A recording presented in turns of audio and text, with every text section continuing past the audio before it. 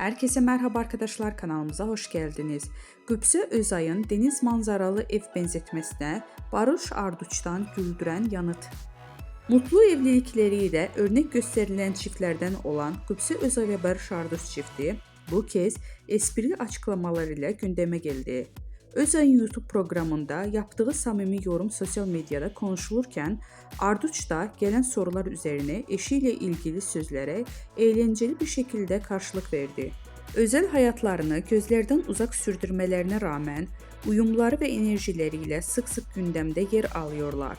Başarılı oyuncu senarist Qübsə Özay konuk olduğu bir YouTube programında hayranlarından gelen yorumları yanıtladı. Bir takipçisi Qübsə her sabah kocama bak be diyordum şeklinde bir yorum yapmıştı. Özay ise esprili bir dille şöyle yanıt verdi. Bir ara diyordum, artık demiyorum. Deniz manzaralı bir evde yaşayınca bir süre sonra denize bakmayıp bırakmak gibi bir şey.